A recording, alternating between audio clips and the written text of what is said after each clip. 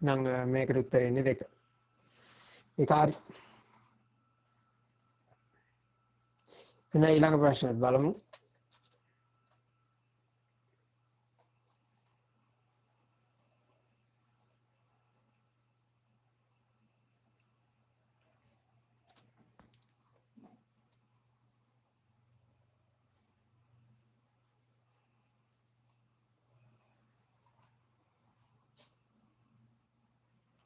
Excel වලින් ප්‍රශ්නයක් තියෙනවා.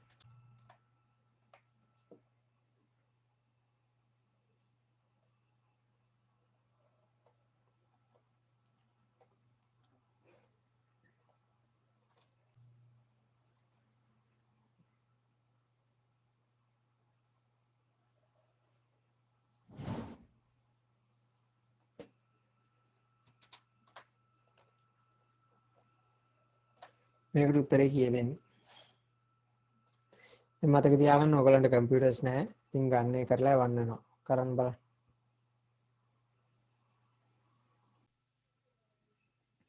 දැන් බලමු මේ කියන්නේ මොකද උදේ?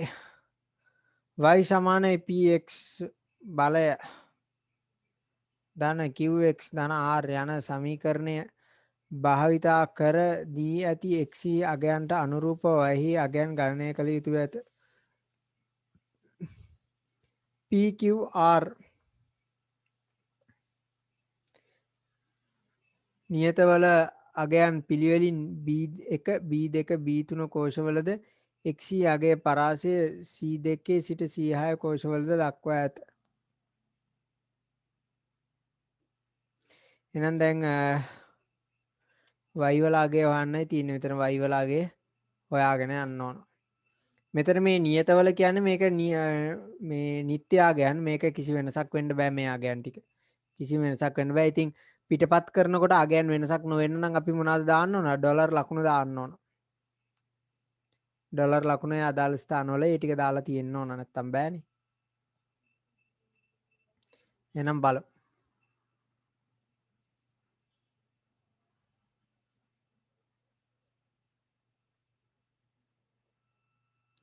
කොහොමද වැඩේ වෙන්නේ කියලා. දැන් මම මේක ඔයගලන්ට පෙන්නන්නම් පරිගණක ආශ්‍රිතවම Excel විවෘත කරලා මම මේක පෙන්නන්නම් කොහොමද ගන්නී කියලා. මොකද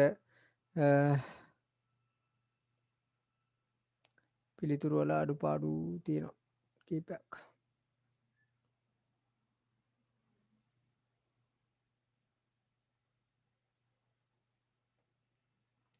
හරි මේක අපි PQ වලට යන්කෝ. අවධානයෙන් අහගන්නද? මෙතන ABC තියෙන්නේ. එතකොට AK P QR ඔය විදිහට තියෙනවා. P QR ඊළඟට B එකේ අගයන් තියෙනවා. B1 B2 B3 අගයන් තියෙනවා 2 3 5.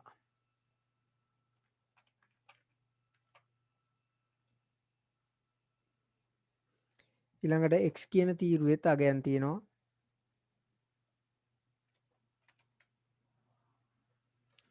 ඍණ 2යි ඍණ 1.1.2.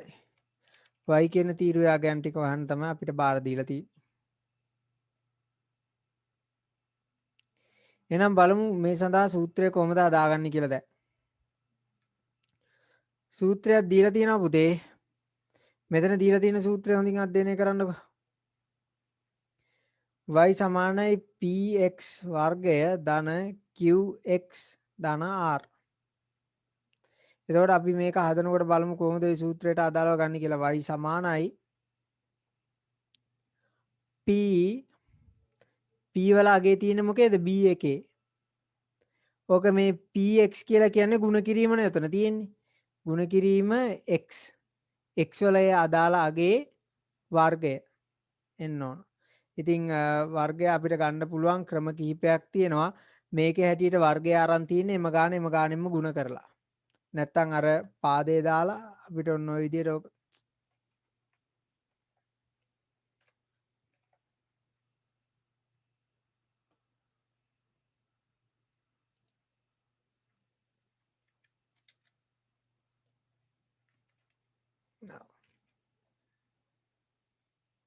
ඔන්න ඔය සංකේතය දාලා අපිට ඕක ගන්න පුළුවන්.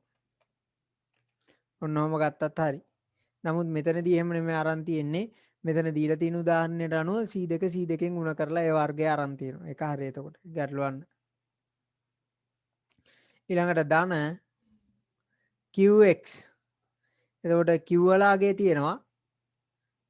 ඒක ගුණ කරලා තියෙනවා X වල අගේ. X වල අගේ C2යි. ධන R. R වල අගේ තියෙනවා. දැන් මෙතනදී පුතේ මොනවාද නිත්‍ය අගයන් කියන එක අපි බලන්න ඕන. නිත්‍ය අගයන් කියලා කියන්නේ මොකක්ද? ඒක ගානේ කියලාම තියෙනව නේද? මෙතන constants P Q R constants. ඒවා නිත්‍ය අගයන්. ඉතින් නිත්‍ය අගයන් ටික අපි මොනවද කරන්නේ? ඒවා වෙනස් නොවෙන්න නම් නිත්‍ය අගයන් වලට අපි මොනවද දාගන්න ඕන පුතේ? ඩොලර් ලකුණ දාගන්න ඕන. එතකොට දැන් බලන්න P වල අගය නිත්‍ය අගයක්. constant එකක්. එතකොට ඒකට ඩොලර් ලකුණ දාගන්න. ඒක වෙනස් වෙන්නේ නැහැ මොන හේතුවක් මතවත්. ඊළඟට C2 අගේ නිත්‍ය අගයක් නෙමෙයි. ඒකට ඩොලර් ලකුණ දාන්න අවශ්‍ය වෙන්නේ නැහැ. ඊළඟට B2 තුල තිබෙන අගේ නිත්‍ය අගයක් ඒකට ඩොලර් එක දාන්න වෙනවා. ඊළඟට B3 තුල තිබෙන අගේ නිත්‍ය අගයක් ඒක ඩොලර් එක දාන්න වෙනවා. ඉතින් ඔන්න ඔය වගේ එකක් තමයි එන්න ඕන උත්තරේට.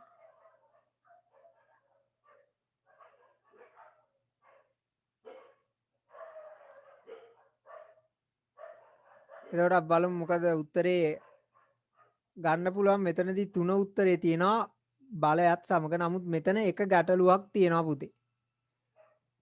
මෙතන මොකද්ද ගැටලුව? මෙතනදී මෙයා මේක මේ අරන් තියෙන්නේ මුළු එකේම වර්ගය අරන් තියෙන්නේ. මේ දෙකේ ගුණිතයේ වර්ගය අරන් තියෙන්නේ.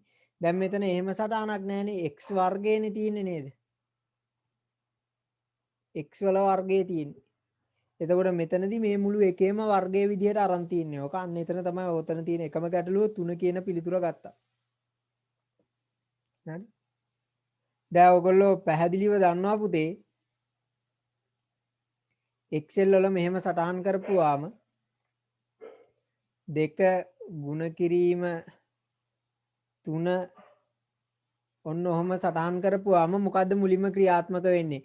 ගුණිතයද බලයද ක්‍රියාත්මක වෙන්නේ මුලින්ම පුතේ. ගුණිතයද බලයද ක්‍රියාත්මක වෙන්නේ මුලින්ම. බලය නේද ක්‍රියාත්මක වෙන්නේ. බලයට මුල් තැන වැඩි නේද දරුවනේ. ඉතින් එහෙම වැඩක් තමයි මෙතනත් වෙන්න ඕන. බලයට මුල් තැන වැඩි. මෙතන මෙයා මේක කාණ්ඩගත කරා නම් මෙතන මේ px කියලා තියෙන එක px ඔන්න ඔහම වරහනක් දාලා ඔන්න ඔහම තිබ්බනම් අන්න එතකොට මේ දෙකේ ගුණිතයේ වර්ගය ඒ විදිහට අපිට ගන්න පුළුවන්. එතකොට ඕක යන්නේ p ගුණ කිරීම x මුළු එකේ වර්ගයේ විදිහට අපිට ගන්න පුළුවන්. පාදයක් දාලා. අන්න ඔහම දාලා. නමුත් මෙතන එහෙම එකක් කියලා නැහැනේ. එතකොට මෙතනදී ඔන්න ඔය ගැටලුව තියෙනවා. වරහන් දාපුවම මේ දෙක ගුණ කරලා ඒ ගුණිතයේ වර්ගය ගන්න. එහෙම නෙමෙයි මෙතන හොයන්න කියලා තියෙන්නේ. x වල වර්ගය p සමග ගුණ කරන්න. ඔන්න ඕක තමයි උතනදී අර්ථවත් කරලා තියෙන්නේ. ඉතින් එතකොට එතන ගැටලුවක් තියෙනවා උත්තරේ. ගත්ත. ඉතින් මේකට ගැළපෙන උත්තරේ බලමු දැන්. නිත්‍ය අගයක් යන ප්‍රකාශ කිරීම සඳහා අපිට දෙකටම ඩොලර් එක දාන්න පුළුවන්. එතකොට මොනවා කරත් වෙනස් වෙන්නේ නැහැනේ. ඉතින් දෙකටම ඩොලර් ලකුණ දා ගන්න පුළුවන් අපිට ඔන්න ඔය වගේ. ඉතින් එහෙම වුණොත් නිවැරදි උත්තරේ එන්නේ කීයද? 1 එන්නේ නේද නිවැරදි උත්තරේ වෙන්නේ. එතකොට ඒක සම්පූර්ණම නිත්‍ය අගයක් වෙනවා. පේලි මාරු කරත් තීරු මාරු කරත් වෙනස් වෙන්නේ නැහැ. එතකොට මේකට උත්තරේ එන්නේ 1. ඉතින් මේක යටට ගත්තම කිසි වෙනසක් නැතුව ඒ උත්තර ටික එනවා. ඉතින් නිවැරදි උත්තරේ වෙන්නේ මේකට 1 එන්න ඕන. මම දැන් ඒක හේතුව ප්‍රකාශ කරා. උතනදි මොන හරි ගැටලුවක් තියෙනවා නම් අහන්න පුළුවන් මගෙන් දැන්. එතකොට මේ ප්‍රශ්නෙට පිළිතුර 1 එන්නේ. ප්‍රශ්නෙට පිළිතුර 1. ඔක පොඩ්ඩක් බලා ගන්න ඕන පුතේ ඔය ටික හොඳේ. පළවෙනි එකේ පිළිතුර අපි හදාගත්තා නේද?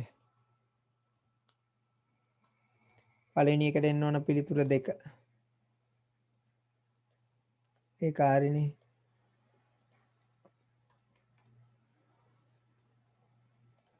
පළවෙනි එකට එන්න ඕන පිළිතුර 2යි.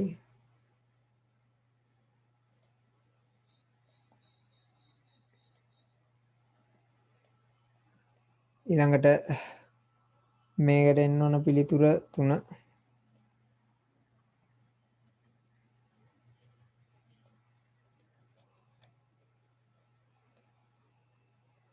3යි.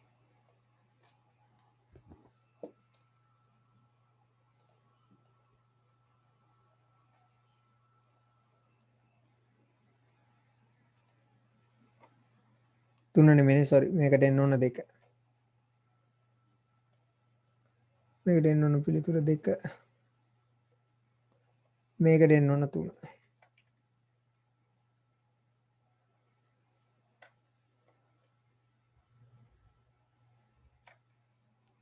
ඊට යට එක බලමු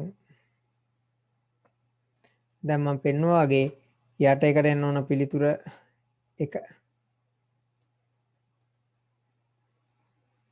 මම මේකේ ડોකියුමන්ට් එක ඔයගලන්ට ලැබෙන සලස්සනම් කලින් වගේ මේක print out එකක් තියාගත්තත් කමන්නේ මම නැත්නම් මම මේ ඔයගලන්ට කලින් කිව්වා වගේ පන්තිය පටන් ගත්ත ගාම ඔයගලන්ට paper set එකක් මම හදලා තියෙනවා ඒකේ පොඩි පොඩි වැඩ ටිකක් තියෙනවා ඒ ටික මම කරලා PGR එකෙන් එතකොට මේ papers ටික ඔයගලන්ට ගන්න පුළුවන් අපි මේ papers ඉස්සරහට සාකච්ඡා කරමු right මම හිතලා ඔතනට එනකන් ගැටලුවක් නැතුව ඇති කියලා එහෙනම් ප්‍රශ්න මොනවද තියෙනවා නම් අහන්න පුළුවන් ඉතින් මේක පිළිබඳව සැලකිලිමත් වෙන්න ඕන මෙතනදී ඒ දීලා තියෙන දේවල් පිළිබඳව සැලකිලිමත් වෙන්න ඕන ඉතින් එහෙම වුණොත් ළමයි දෙන්නෙක්ගේ උත්තර වැරදි එක ළමයිගේ උත්තරේ විතරයි හරි right එහෙනම් ඊළඟ ගාන බලමු අපි මේ ලේසි ගණන් වරද්ද ගන්නේ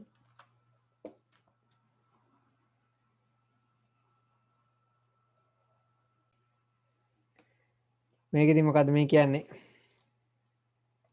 ඉහත මාක්ස් වගුව හා සබ්ජෙක්ට්ස් වගුව සම්බන්ධ පාදදී ඇති වගන්තය අතුරින් කවර අතුරින් අසත්‍ය වගන්තය කුමක්ද අසත්‍ය වගන්තය යහන් මාක්ස් වගුවේ පවතින ඇඩ්මිෂන් නම්බර් ඇතුළත් වීමේ අංකය හා සබ්ජෙක්ට් කෝඩ් විෂය කේතය යනු සංයුක්තය අතුරකි මාක්ස් වගුවේ ඇඩ්මිෂන් නම්බර් එකයි සබ්ජෙක්ට් කෝඩ් එකයි කොම්පෝසිට් කී එකක් කියලා හඳුන්වනවා සංයුක්තය අතුරකි කියලා ඔව් කතාව ඇත්තනේ නේද ඒක සංයුක්තය අතුරක් ඒ මේකේ මාක්ස් වගේ ඇඩ්මිෂන් නම්බර එක ප්‍රයිමරි කී එක විදිහට තියන්නත් බෑ සබ්ජෙක්ට් කෝඩ් එක ප්‍රයිමරි කී එක විදිහට තියන්නත් බෑ ඒක අගයන් රිපීට් වෙලා තියෙනවා අගයන් ඇවිල්ලා තියෙනවා ඒකට ඒ කතාව ඇත්ත අපිට අසත්‍ය තුරු අසත්‍ය එකනේ තෝරගන්න කියන්නේ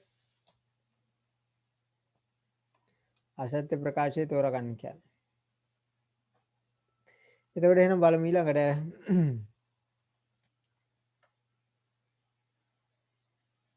මේක කොහොමද කියලා බලමු මාක්ස් වගේ පවතින ඇඩ්මිෂන් නම්බර් ඇතුළත් වීමේ අංකය ප්‍රාථමික අතුරකි මාක්ස් වගේ ඇඩ්මිෂන් නම්බර එක ප්‍රාථමික අතුරක් විදිහට තියන්න බෑ මාක්ස් වගේ සබ්ජෙක්ට් කෝඩ් විෂය කේතය යනු ආගන්තුක අතුරක ඒක ඇත්ත සබ්ජෙක්ට් වගුව හා මාක්ස් වගේ අතර එක බහු සම්බන්ධතාවයක් පවතී ඔව් ඒකත් ඇත්ත එතකොට අසත්‍ය එක තමයි 2 වෙන්නේ උත්තරේ ඒකේ අන්තම හිතන්නේ හැමෝගෙම හරි 2 උත්තරේ ඇඩ්මිෂන් නම්බර් කියන්නේ ප්‍රයිමරි අතුරක් නෙමෙයි ඒක සංයුක්ත අතුරක කොටසක් it's a part of a composite key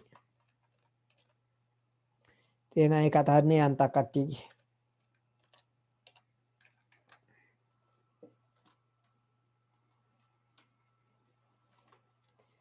හරි එහෙනම් ඊළඟට තියරි ප්‍රශ්නයකින් මම ආන්නම් දැන් ඔය ඩේටාබේස් එකේ ඔක්කොම ප්‍රැක්ටිකල් ක්වෙස්චන්ස් නේ මම ආන්නේ මෙච්චර කාලයක් තියරි ප්‍රශ්න වලට පොඩ්ඩක් අවධානය යොමු කරමු අපි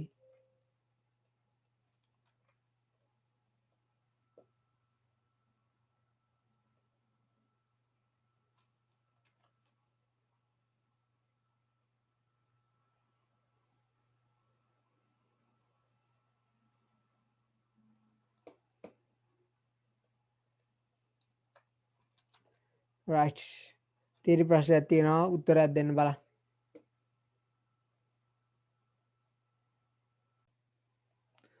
තඹරැහන් ආලෝක පරාවර්තනය සහ රේඩියෝ තරංග තුලින් දත්ත සම්ප්‍රේෂණය කිරීමට වඩාත් යෝග්‍ය මාධ්‍ය පිළිවෙලින් අතුරත් කරන්න.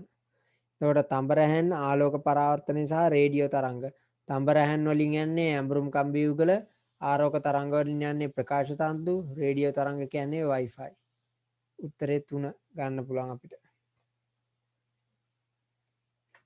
උත්තරේ 3 ගන්න පුළුවන්. බොහොම හොඳයි. එහෙනම් 6 බලමු.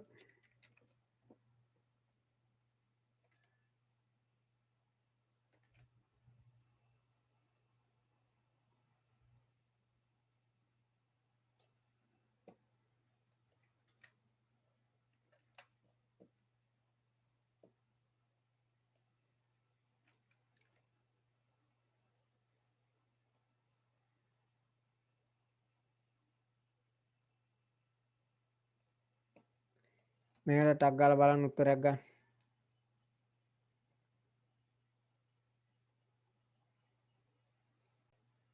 මෙතනදි කියන්නේ මොකද්ද? if www.google.com website is at IP address, which of the following is used by the web browser to find the IP address of the Google site. එතකොට මෙතන තියෙන්නේ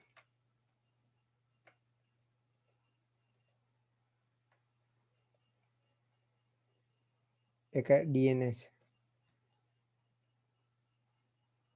ඒක හරි, ඒක නම් දැක්ක ගාම ප්‍රශ්නේ දැක්කත් ඇති ඒකට උත්තරය ආවා. අන්න ඒ වගේ වේගයෙන් තියෙන්න ඕන. එන ඊළඟ එක බලමු.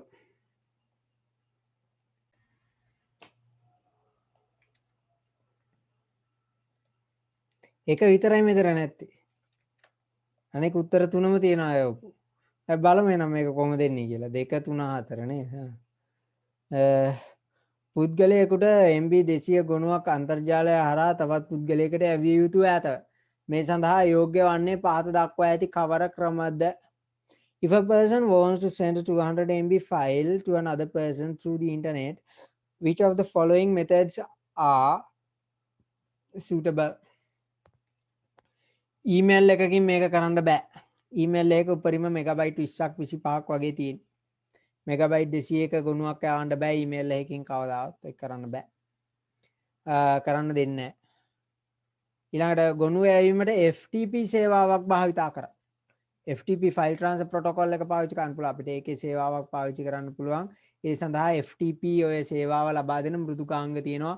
ෆයිල්ස්ලා අන්න ඒ වගේ මෘදුකාංග තියෙනවා. ඒකක් අපිට පාවිච්චි කරන්න පුළුවන්.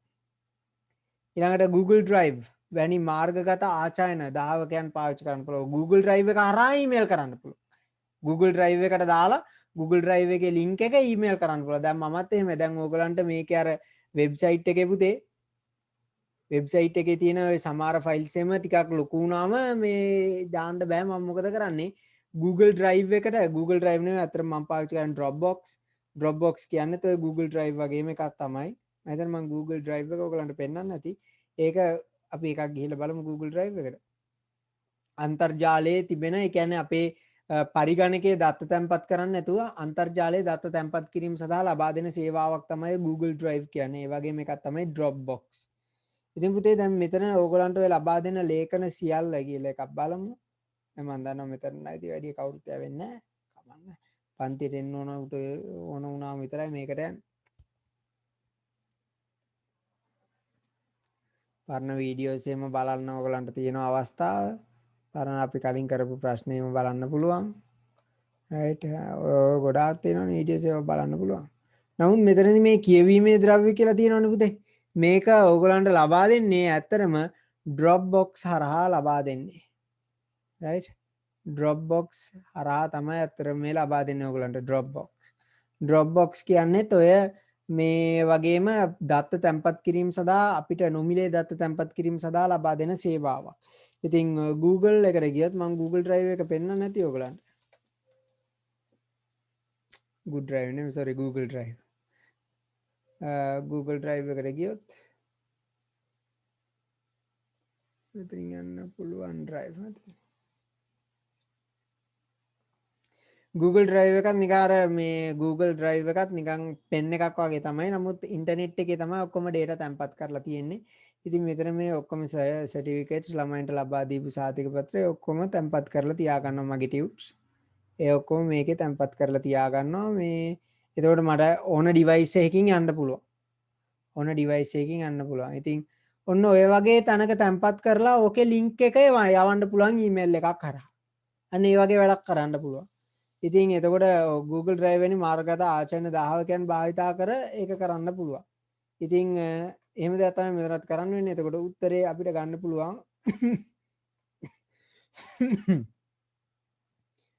BC ගුණයක් ඇවීම සඳහා FTP සේවාව භාවිතය Google Drive වේවස් භාවිතය. එතකොට උත්තරේ එන්න ඕන 3. උත්තරේ එන්නේ 3. ඊමේල් එකකින් ඩිරෙක්ට් ඕක කරන්න බැරි වැඩක්. මම හිතනවා ඒක ගැටලුවක් නැතුව ඇති කියලා. ඒ මොන හරි ප්‍රශ්න තියෙනවා නම් කියන්න පුළුවන්.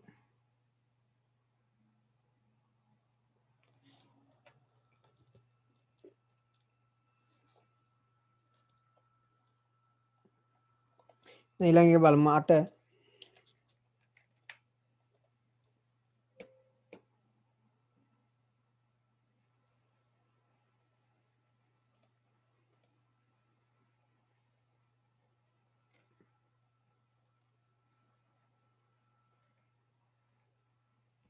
මේක නම් ඉතින් ලේසියෙන් උත්තර දෙන්න පුළුවන් ප්‍රශ්න.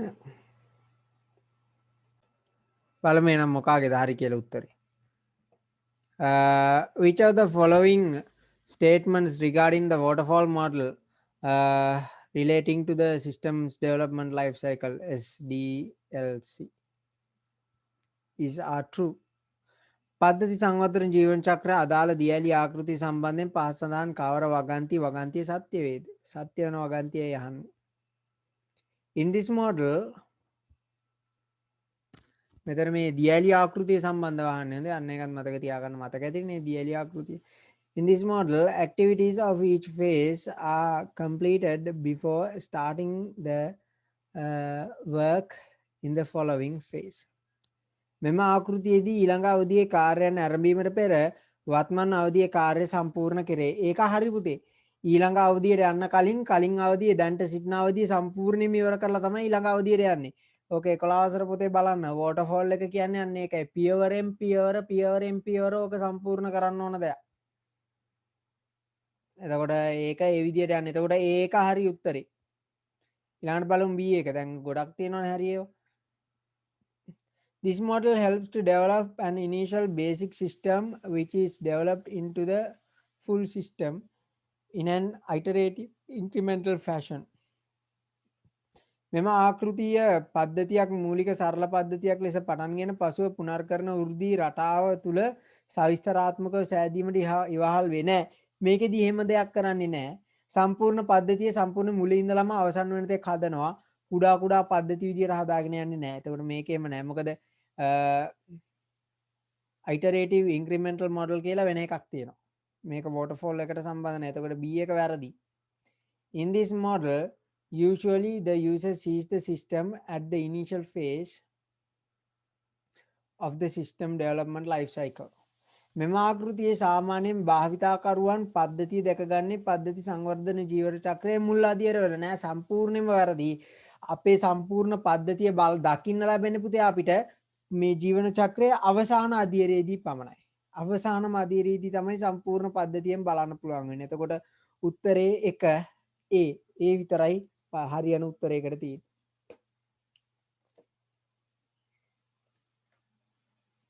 තියරි බලාගෙන නැත.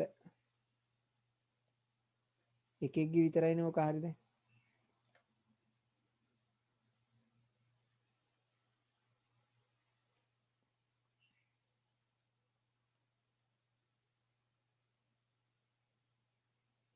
ඒකට ඒකට උත්තර එන්නේ 1.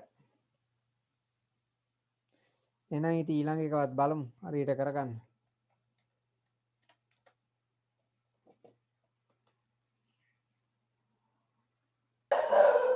එහෙනම් මේක බලමු උත්තරේ කොහොමද කියලා. පහත පෙන්වා ඇති ඒනම් අරාව මගින් සිසුන් 10 දෙනෙකු ICT විෂය සඳහා ලබාගත් ලකුණු දක්වනු ලැබේ. මෙම අරාවේ බිඳුවෙන් ආරම්භ වන සුචීකරණයන් ඉන්ඩෙක්ස් පවතී. ඒකට බිඳුවෙන් පටන් ගන්න මෙතන 0 1 2 3 4 5 6 7 8 9 ඔය විදිහට යන්නේ. ඉහළම ලකුණු ලබාගත හැක්කේ පහත සඳහන් කුමන සුචිගත අවයවය භාවිතයෙන්ද? Which of the following indexed item can be used to retrieve the highest mark? එතකොට වැඩිම ලකුණු තියෙන්නේ මොකේද? 0 1 2 3 4 5 6 7 7. එතකොට උත්තරේ එන්නේ 3. ඒක හැමෝගෙම හරි.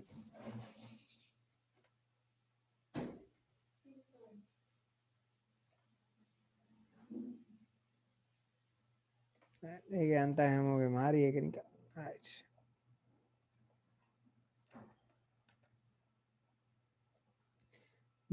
අපි එහෙනම් බලමු. ලේසි වැඩි වගේ නේද ඒක?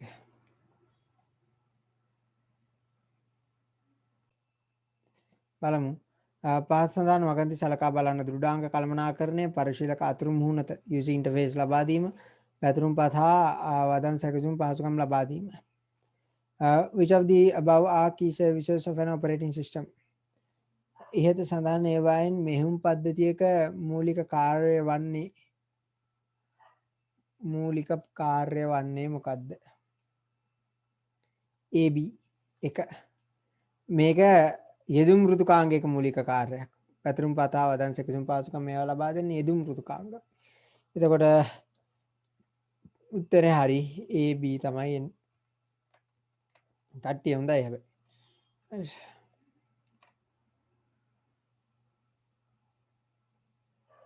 හරියට ගත්තොත් ඉතින් චෙනුමගේ උත්තරේ වැරදිනේ.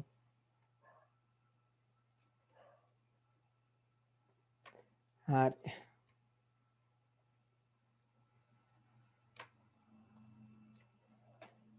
එන ඊළඟ එක බලමු.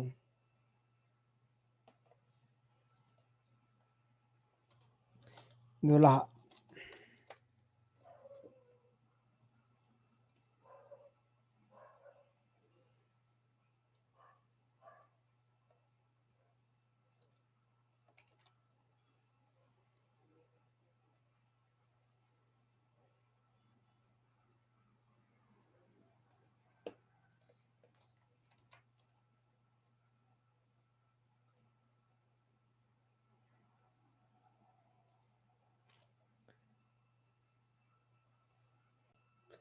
මේකේ උත්තරේ හැමෝගෙම හරි බොහොම සතුටුයි.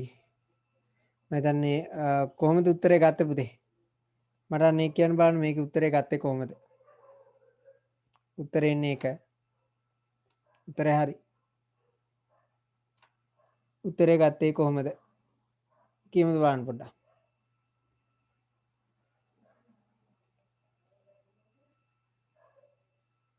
ඉතින් කනාවට ගැව්වද කොහොමද ගත්තේ?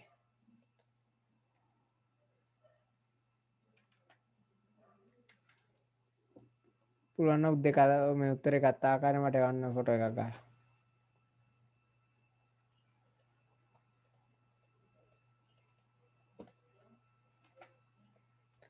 ඊළඟ එක බලමු.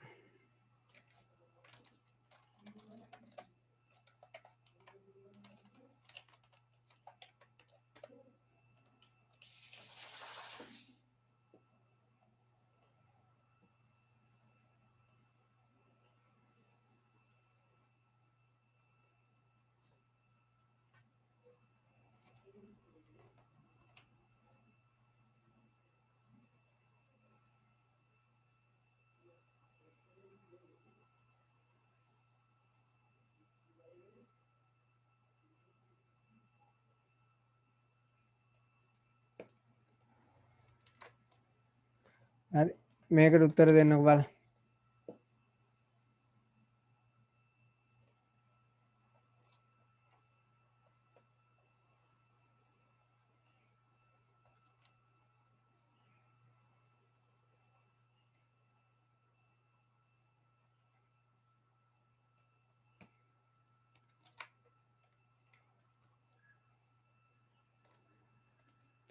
මේකට උත්තරේ මොකද්ද? ලේසිනේ නේද? බහුලම භාවිතා වන වදන් සැකසුම් පුතුකාංගයක බහුලම භාවිතා කරන කෙටිමං යතුරු control C එක කොපි කරන්න, control A එක ඔක්කොම වස්තු තෝරගන්න, control V එක ඇලවීම සඳහා. ඉතින් හරි මේක. 4 උත්තරේ එන්නේ.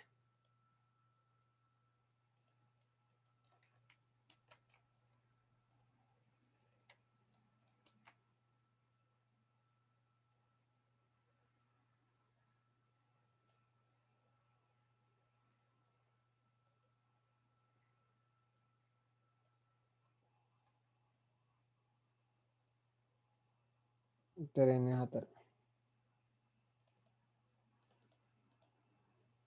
හරි ඊළඟ එක බලමු 14ට.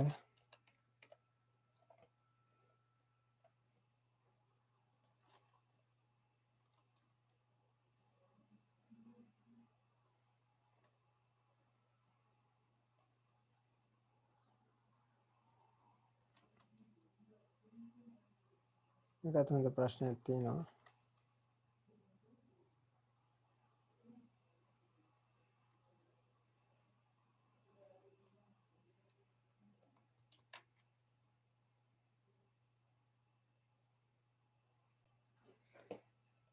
මේක හරි.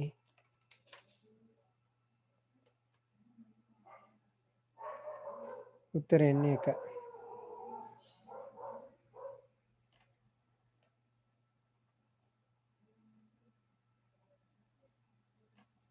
උත්තර එන්නේ එක එකින්ද ඒක හැමෝගේ මාරනේ ඔක ආයෙ තේරුම් කරන්න අවශ්‍ය නැහැ නේ. ඊළඟ එක බලමු 15.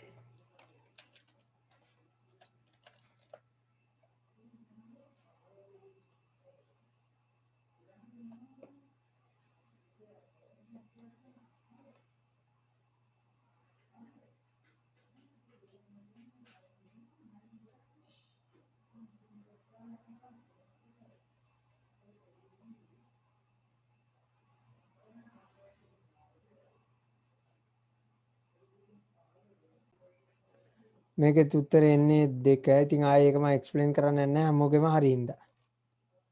එක්කෙනෙක්ගේ වැරදුනොත් තමයි මම එක්ස්ප්ලেইন කරන්නේ.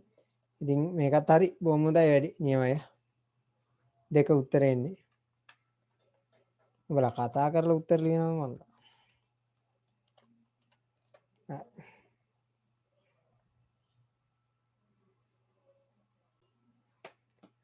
මේක බලා ගන්න උතේ දැන්. පාත් සඳහන් වගන්ති සලකා බලන්න. නිර්බාධක Java සැපයුම UPS uninterrupted power supply කියලා ඔකට කියනවා. මෘදුකාංග ගිනි පවර software firewall පරිගණකයට ප්‍රවේශ වීම login සඳහා පරිශීලක නාමය username මුරපද භාවිතය. ඊට සඳහන් කවරක් තාර්කික ආරක්ෂාව සඳහා නිදසුන් වේද? Consider the following statements. Uninterrupted power supply UPS software firewall use of a username and a password to log into the computer. Which of the above are example for logical security? Logical security කියන්නේ පුතේ දැන් physical security කියන්නේ පරිගණකයේ දෘඩාංගවල ආරක්ෂාව. දැන් හිතන්න අපේ current එක එහෙම ගියාම කම්පියුටර් එක හිටි ගමන් ෂට් ඩවුන් වෙනවයි කියන්නේ අපේ hard disk එකේම මේ හරියට ෂට් ඩවුන් කරන්න කියන්නේ ඒකනේ. අර power button එකෙන් ඔබන්නේ නැතුව හරියට ෂට් ඩවුන් කරන්න කියන්නේ ඇයි? හරියට කම්පියුටර් එක ෂට් ඩවුන් වුණේ නැත්නම් අපේ hard disk එහෙම ඩැමේජ් වෙනවා. hard disk එක ඩැමේජ් වෙනවා. ඔය නිතර දවසට එක දිගට 3-4 වතාවක් එක දිගට කරන්ට් එක ගියොත් hard disk එක වැඩ කරන්නේ නැති වෙන ඊළඟ වෙලාවෙ ඉඳලා. ඒකේ කික් ගාලා සද්දයක් එන්න ගන්න. ඉතින් ඔය වගේ දේවල් වෙලා තියෙනවා. අන්න ඒ වගේ පුතේ අන්න ඒකට ඒක පුතේ භෞතික ආරක්ෂාව physical security. ඉතින් භෞතික ආරක්ෂාව සඳහා දීලා තියෙන උපකරණයක් තමයි මෙන්න මේ නිර්බාධක Java සැපයුම කියන්නේ UPS කියන්නේ. software firewall මේක දෘඩ ගිනි පවුර hardware firewall කිව්වත් ඒක වෙනස්. එතකොට ඒකත් තියෙන්නේ physical ආරක්ෂාව සඳහා පරිගණකේ භෞතික ආරක්ෂාව සඳහා ප්‍රධාන වශයෙන් තියෙන්නේ. මෙතනදී මෘදුකාංග ගිනි පවුර software firewall පරිගණකයේ ප්‍රවේශ වීම පරිගණකයට ඇතුළත් වීම සඳහා username password පාවිච්චි කරන්න අන්න ඕක තමයි හරියන්නේ ඔය දෙක. මේ දෙකම පුතේ තාර්කික ආරක්ෂාව සඳහා logical security එක සඳහා වැදගත් වෙනවා. දත්ත ආරක්ෂා කිරීම සඳහා. මේක උපකරණ ආරක්ෂා කිරීම සඳහා. එතකොට උත්තරේ එන්නේ BC කියන්නේ 3 උත්තරේ 3. ළමයි දෙන්නෙක්ගේ හරි එකෙක්ගේ වැරදි.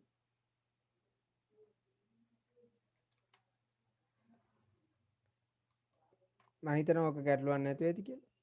ප්‍රශ්න මොනාරේ සම්බන්ධ තියෙනවා කියන්නේ.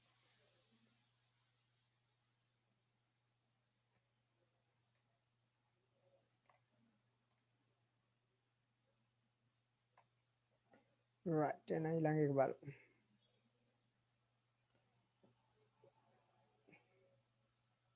කතා වෙලාද උත්තර ලියන්නේ කියලා අහුව විතරයි ඊළඟ සැරේ එකක් එකක වරද්දාගත්තා. දැන් හිතනවා ඒක එකත් කතා වෙලාද වරද්දාගත්තා. right බලමු.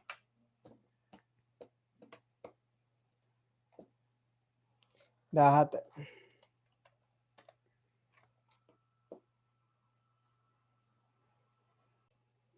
ඔක්කොම උත්තර හරි එන්නේ 3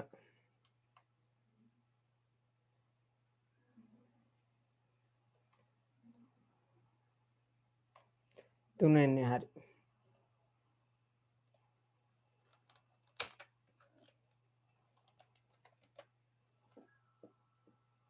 sorry 3 නෙමෙයි 2. මට වැරදුනා උත්තර එන්නේ 2. 3 නෙමෙයි 2. right උත්තර එන්නේ 2. මට වැරදුනා ඒක. එහෙනම් ඊළඟ එක බලමු.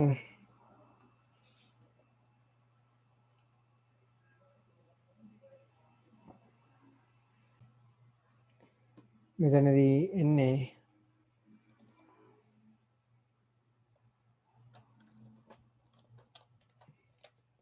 19 මේකට උත්තරේ බලමු මුලින්ම.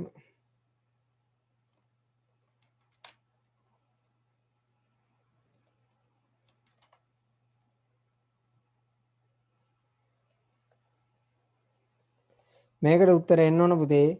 මේ ඔක්කොම අපිට ඊ රාජ්‍යවල සේවාවක් විදිහට ගන්න පුළුවන්. මාර්ගගතව ගන්න පුළුවන් මේ ඔක්කොම ටික. එතකොට උත්තරේ 4 අපිට ගන්න පුළුවන්. ඒ 4 විදිහට ගන්න පුළුවන්. water bill සේවා online pay කරන්න, drivers obtaining the revenue license ඒ ඔක්කොම ඉන්ටර්නෙට් එකෙන් හරහා ගන්න පුළුවන්. මේ සම්බන්ධ වන්නේද මේ තුනම. උත්තරේ එන්නේ 4.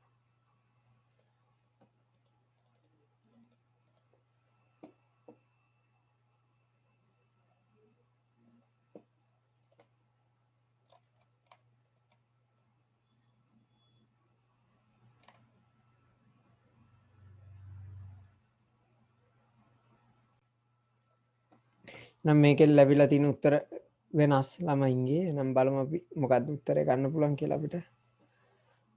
ධාතු කැටයක් දසවරක් උඩ දබා ලැබෙන අගයන් ඒ මගින් දක්වා ඇති අරාවක ආචායනය කර ඇතැයි උපකල්පනය කරන්න. ධාතු කැටයක් 10 වාරයක් උඩ දානවා. ඒකේ ලැබෙන අගයන් මේකේ තැන්පත් කරලා තියෙනවා මේ තියෙන අරාවේ. අරාවේ දර්ශකය එහෙම නැත්නම් සුචි අංක විතර තියෙනවා 0 සිට පටන් අරගෙන. පහ සංඛ්‍යාව කොපමණ වාරයක් ලැබුණේදයි ගණනය කිරීමට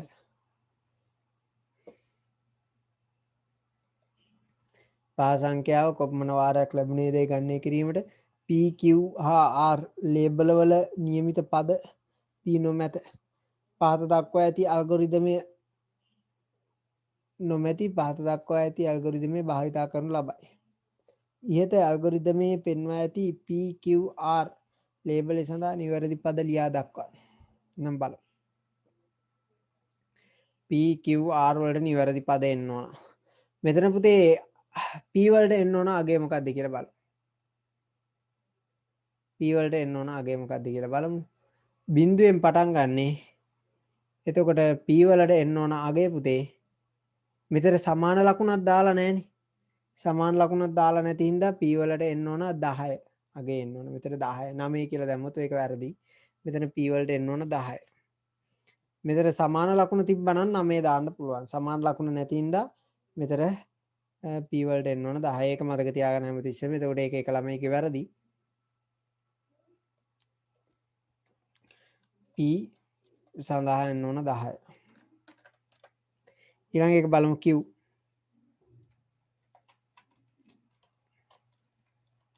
Q සඳහා කීය දෙන්න ඕනයි කියලා බලමු පුතේ.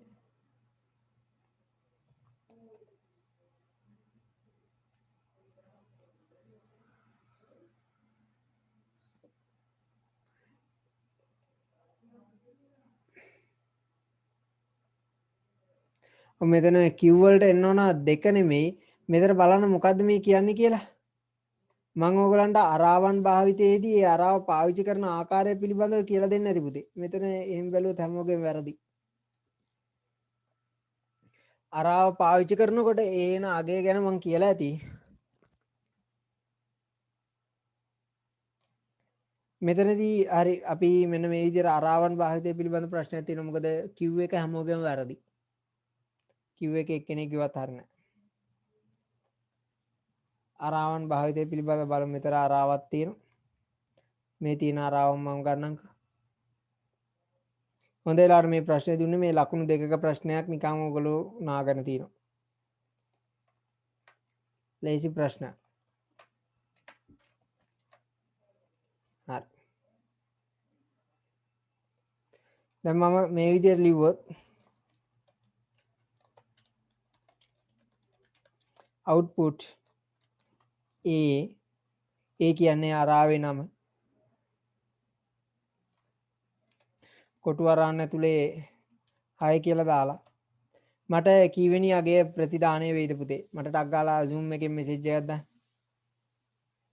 මෙහෙම තිබ්බොත් අගේ කීයේ ප්‍රතිදානය කරයිද?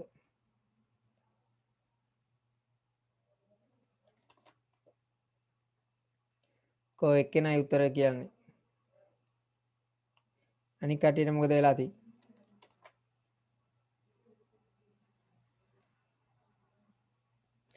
උත්තරේ හරි 5 කට්ටියගේ හරි උත්තරේ. එතකොට 5 කියන අගේ ප්‍රතිදානය කරනවා. මම ඕක මේ ආකාරයෙන් පොඩ්ඩකට වෙනස් කරනවා. මම ඕක මේ ආකාරයෙන් තියෙනවා පුතේ. බලා ගන්න. i සමානයි මම ගන්නවා 3. මම ඊළඟට මෙතන දෙනවා output a කොටු වරහන් තුල i දැන් කීය ප්‍රතිදානය වෙයිද පුතේ? දැන් කීයක් එන්න ඕනද? ටක් ගාලා ඒකට උත්තරේ කියන්න බලන්න. මේකෙන් කීවේ අගේ කීයක් ප්‍රතිදානය වෙයිද?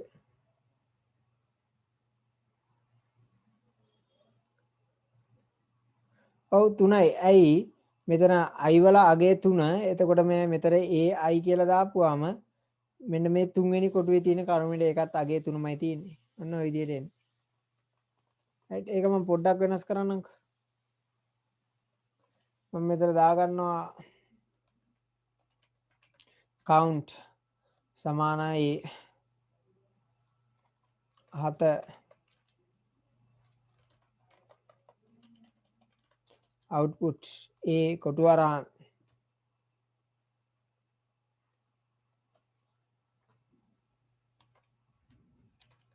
count ඍණ 1. දැන් මට කීයක් ප්‍රතිදාන වෙයිද? මොකද්ද මගේ output එක? විනාඩියක් දෙන්න දැන් උත්තර දෙන්න එපා.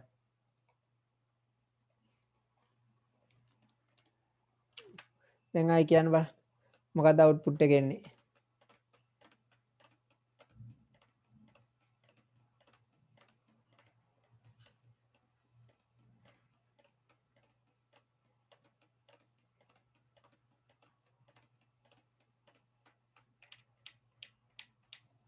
හරි බලන්න.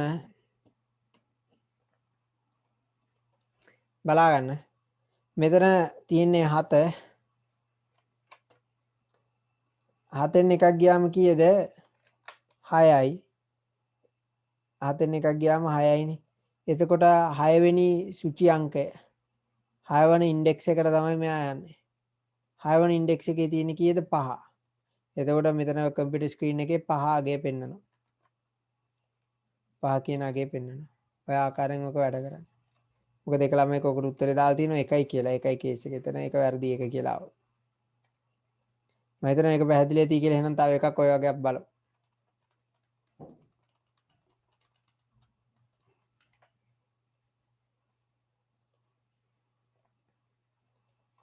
මෙතනදී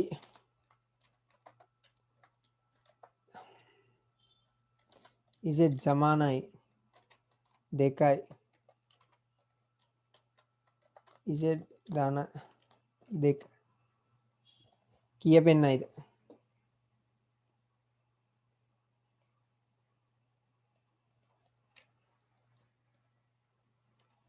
අන්න හරි උත්තරේ කීය දෙන්නේ? 2. ඇයි z වලගේ 2යි 2ට 2ක් එකතු කරපුවම 4යි. එතකොට 4 කියන ඉන්ඩෙක්ස් එකේ සුචි අංකය තියෙන්නේ 2 කියන අගේ. ඉතින් ඔය වගේ වැඩක්ම තමයි නේද පුතේ මෙතනත් වෙන්න ඕන. මෙතන මේ තියෙන්නේ කොටු වරහන්. අපි බලන්න ඕන පහට සමාන අගයන්නේ බලන්න ඕන. එතකොට දැන් මට කියන්න බලන්න Q වලට එන්න ඕන මොකද්ද?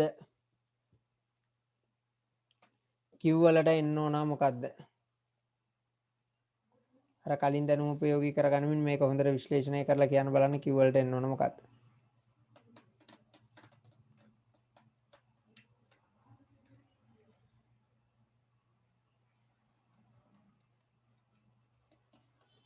Q වලට එන්න ඕන මොකද්ද?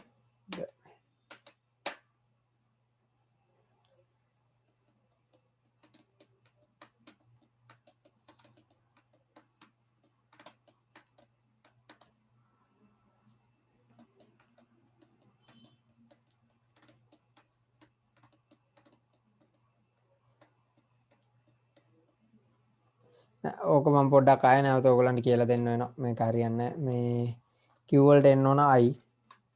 ඔය මම කියලා දීලා තියෙන්නේ. ඒව මතක නැහැ කාටවත්. Q වලට එන්න ඕන I. මේ ඒක මම කියලා දෙන්නම්. R වලට එන්න ඕනයි අන්තන් ඒක හරි ඒක කවුන්ට්. ඒක නම් හැමෝගෙම හරි.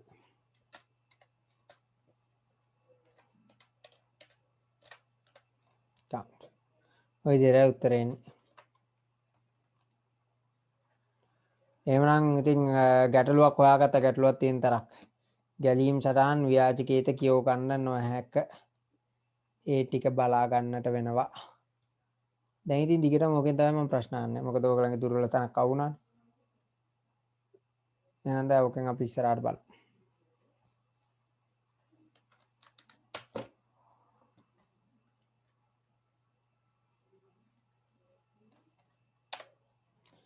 ගැලීම් සටහන් පිළිබඳව එහෙම ප්‍රශ්නයක් තියෙනවා නම් ඔයගලන්ට එන්න පුළුවන් 11 වසර පන්තියට. ඔයගොල්ලොත් 11 තමයි. ඒ වුණාට මේ අවුරුද්දේ දෙසැම්බර් මාසයේ O-level කරන ළමයින්ගේ පන්තියට එන්න පුළුවන්. උන්ගේ දැන් යන්නේ ගැලීම් සටහන ඔය ටික. මම මුලින් ඉඳලම උගන්වනවා. ඊළඟ ඉරිදා එන්න පුළුවන් 12 2. එතකොට 12 2 පන්ති දෙක අතර මේක.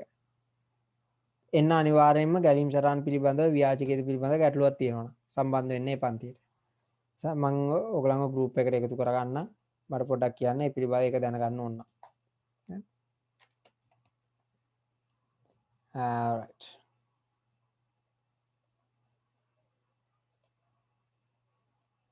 ඊළඟ එක බලමු 20.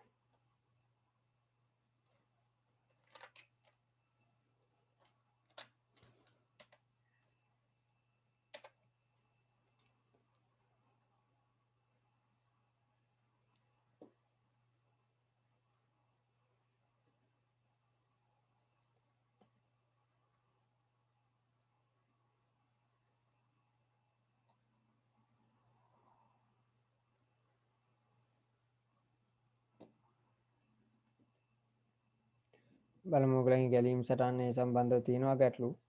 තව මොනවද ඔය වගේ ගැටලු තියෙන්නේ කියලා බලමු.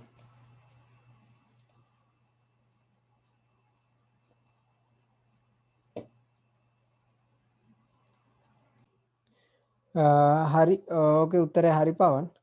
ඒ වුණොත් ගොරගෙන තැන එක අපි අදර ක්ලාස් එක නතර කරමු හිතනවා. ඔයා විතරක් ඉන්නේ.